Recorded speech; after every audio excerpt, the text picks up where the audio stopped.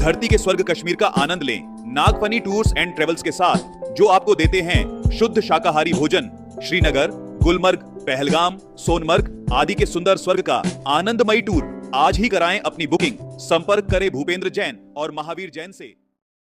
जिज्ञासा यह है कि जब मैं आज बग्गी में बैठा तो वो घोड़ा बिना कुछ खाए पिए इतनी दूर तक चल रहा था, तो उसी टाइम मेरे मन में एक जिज्ञासा उत्पन्न हुई कि हमें घोड़े वाली बग्गी को मतलब बुक करना चाहिए या फिर पेट्रोल डीजल वाली।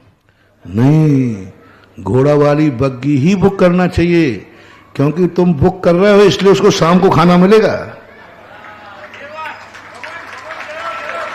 अरे यदि तुमने बुक नहीं किया, पेट्रोल वाली करी, तो वो घोड़ा कट्टी खाने में जाके कट जाएगा।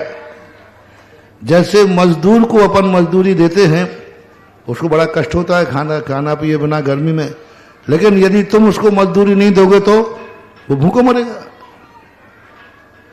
डोली में बैठ के जाते हैं तो पहले मैं भी यही सोचता था कि क्यों इतनों पे बैठ के जाते हो।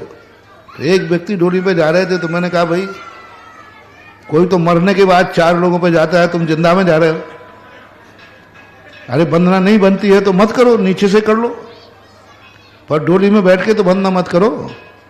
हम पैदल चलने में, गिरनार की बात है, हम खाली पैदल चलने में हाँपी आ रही है, पसीना आ रहा है, ये बेचारे मजदूर तुम्हें लाद करके कंधे पे ले जा रहे हैं, कितना कष्ट हो रहा है। पर मैं खड़े खड़े ये कह रहा था, वो डोली वालों ने पैर कर लिया, बोले महाराज जी हमने आपका क्या बिगाड़ा जो हमारे पेट में आप लात मार रहे हो। अरे मैंने कि भैया मैं तो तुम्हारे पे दया कर रहा हूं। बोले महाराज जी दया नहीं है ये, आप तो ये कहो कि जितने भक्त गिरनार बंदना करने आए मैं, वे सब डोली से करें, और आप भी डोली से करो, हम आपको फ्री करा देंगे। उन्होंने यही कहा, आप भक्तों से कह दो कि वे डोली से करें और आपका फ्री, जितने महाराज आएंगे सबको फ्री। और मैंने कहा कि देखो मैं तो इनके अच्छे के लिए बोल रहा हूं, 100 सीढ़ियों तक वो पीछे चलते हैं, सेठ जी डोली कर लो बाद में पछताओ। इसका अर्थ है कि नहीं करने से उनको दुख है और करने से उनको खुशी है। यही सोच से तो लोग आजकल हाथियों को बुलाना बंद कर देते थे।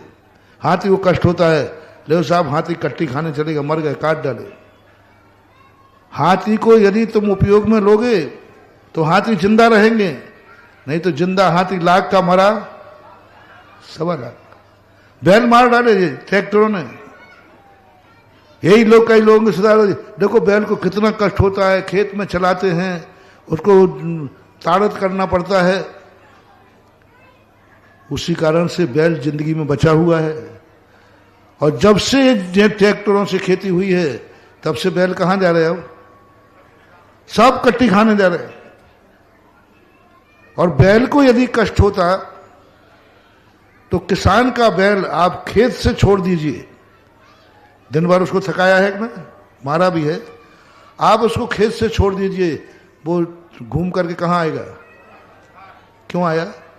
उसको तो दुख देना, दुख दिया है तो भागना चाहिए, दुख दिया है जहां वहां तो भागता है। लेकिन बैल भी जानता है ये भले मुझे दुख दे रहा है, लेकिन यही मेरी जिंदगी को बचाने वाला है, इसलिए वो किसान के दरवाजे पे आता है। इसलिए मैं तो कहता हूं, इसलिए ऋषभ देव ने कहा पालतू जानवरों का उपयोग करो, नहीं तो ये कसाई खाने में कट जाएंगे। हर धार्मिक कार्यक्रम में हाथी बुलाना चाहिए। हाथियों को, हाथी वालों को पैसा मिलेगा तो वे हाथी का पालन करेंगे, नहीं तो हाथी सब कर देंगे। घोड़े काट डालेंगे यदि तुम नहीं मानोगे तो। उनको तो क्या करना है, आजीविका मिल रही तो ठीक है। घोड़े को बचाना है तो घोड़े का उपयोग करो, बैलों को बचाना है तो बैलों का उपयोग करो। ये मत डरो कि इनको डर होता है, ये तो उनके लिए जो है सुधारने के लिए ताड़ना दी जाती है। वही उनको किसान बैलों को ताड़ना देता है, शाम को उसको बिनौला भी तो खिलाता है, शाम को बिनौला खिलाता है। तो बेटा तुमने जो बग्गी की है इसी से घोड़े को खाने मिलेगा। यदि तुम बग्गी नहीं करते तो रात भर घोड़ा भूखा रहता है। अभी तो 2 घंटे ही भूखा रहा, और नहीं करते तो 24 घंटे में ये इसमें कोई दोष नहीं है। ये गृहस्थों के लिए पालतू जानवरों के उपयोग करना ही उनकी सुरक्षा है।